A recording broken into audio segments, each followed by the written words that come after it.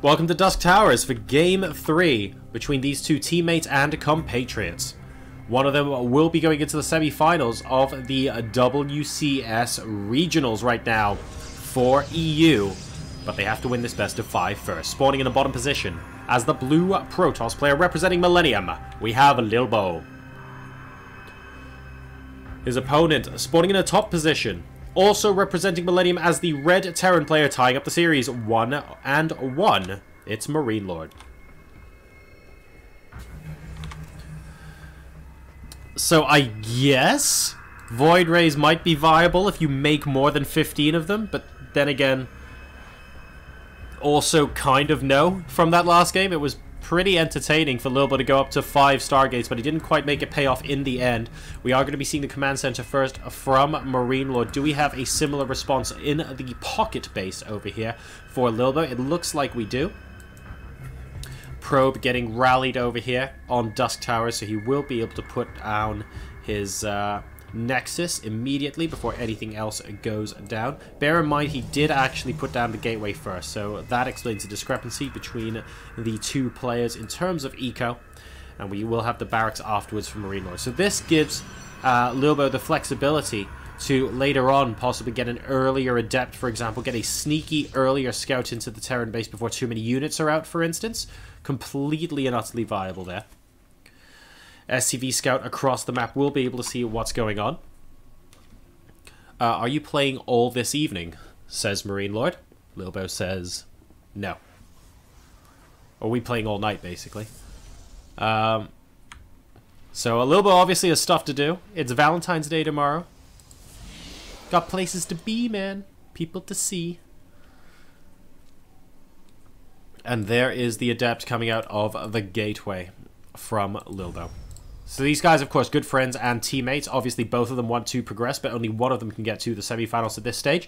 Do not fret, though, because technically, whichever player loses this best-of-5 series goes into the lower bracket. And, of course, there are 2 slots to the WCS Circuit Winter Championships. And one of them comes from the upper bracket, one of them comes from the lower bracket. So you should be completely fine. So theoretically, both of them could make it through. Obviously, it's going to be pretty difficult, and they have plenty more games to play before that can happen. Stargate coming down once again for Lilbow over here, and we have MarineLorD with the sneaky proxy additional barracks. I mean, I guess you can call that a...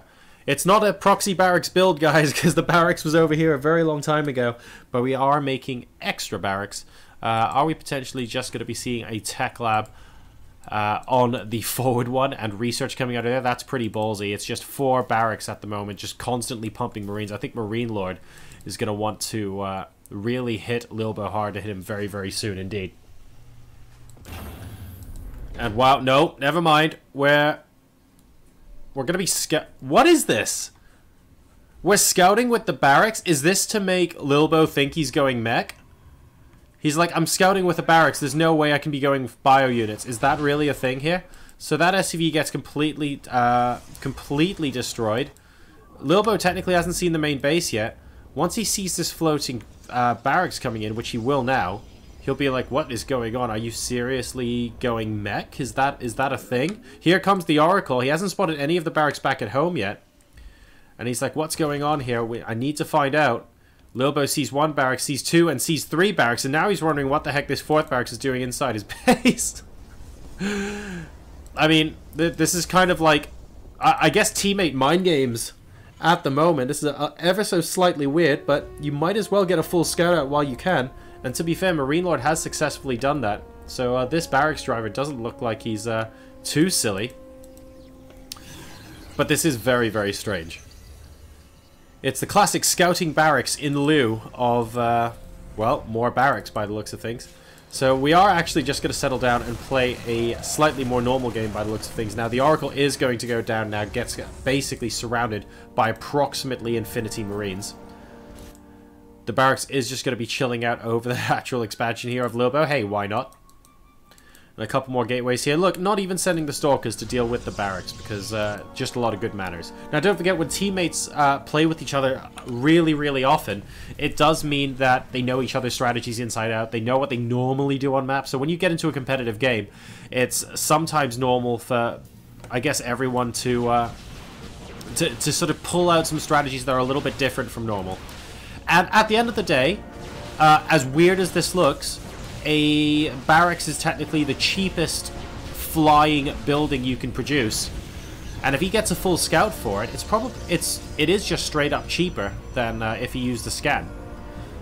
Because a mule, of course, will be able to be worth ever so slightly more to the Terran player by the tune of between 100 and 150 minerals. So, I guess that just works out fine. Poor barracks is actually going to burn down unless he lands it and drops a mule to repair it, which would be kind of cool. But I think he's just going to be attempting to leave flaming debris all over the probes here. So we're going to watch that as MarineLorD gets into position to attack. Boom. And believe it or not, no probes died when that happened. Now, we have Marines and a couple of Marauders out here in the middle of the map. MarineLorD has been seen as well.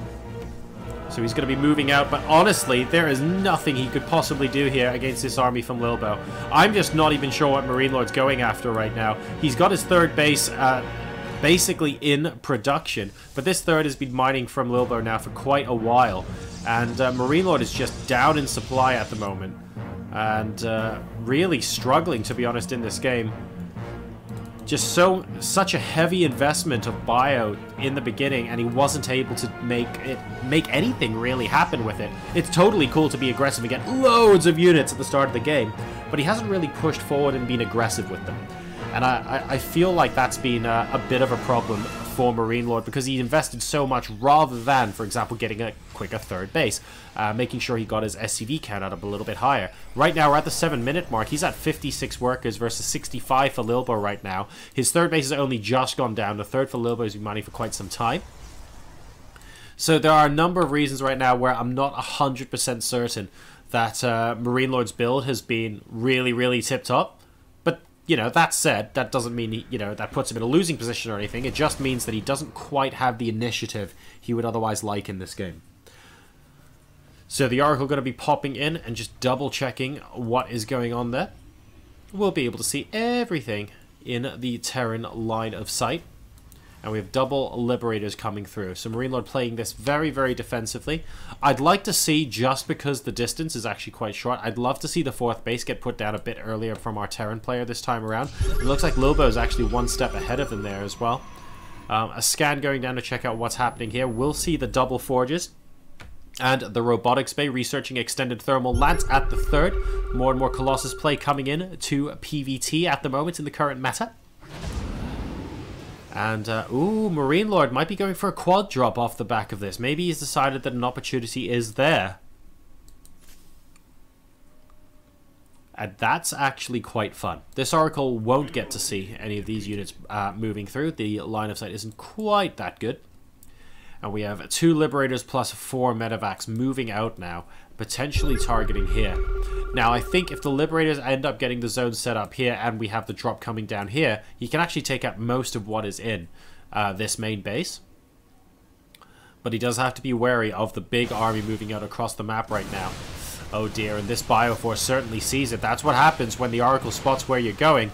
You can basically pick and choose when to engage, and now MarineLorD is effectively committed to this attack. This dropship isn't actually moving all the units out of it. MarineLorD could be getting some more DPS out of here, but he has some units stuck inside that medevac. He also has to deal with this army here as well, which is basically about to pop into his base with a lot of adept, with a lot of stalkers and a Colossus to absolutely rain terror down on this Terran expansion.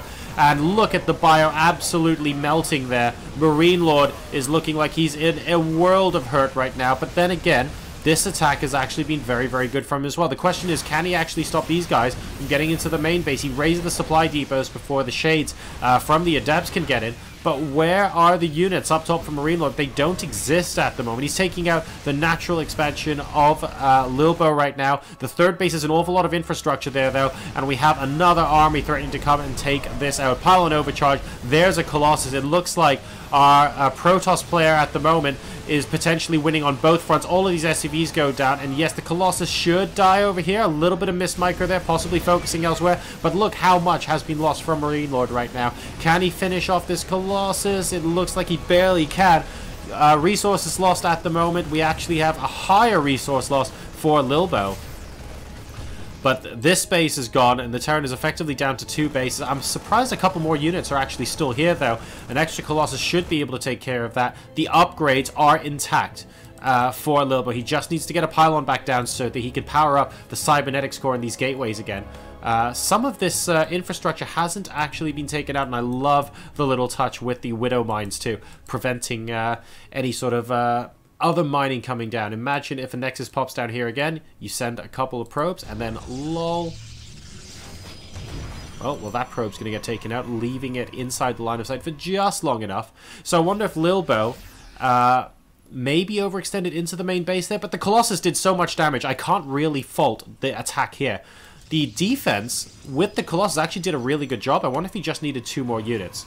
So maybe it's just a case of slightly readjusting the balance of the units attacking versus units defending there, but it's basically given MarineLorD a lifeline in this game. He still has to find a way to deal with these Colossi, though, and he's doing a great job at the moment, being very, very aggressive against these units. But the Colossi have taken out more than half of the bio. Still 1 left right now, and MarineLorD is trying his best to keep the momentum ahead.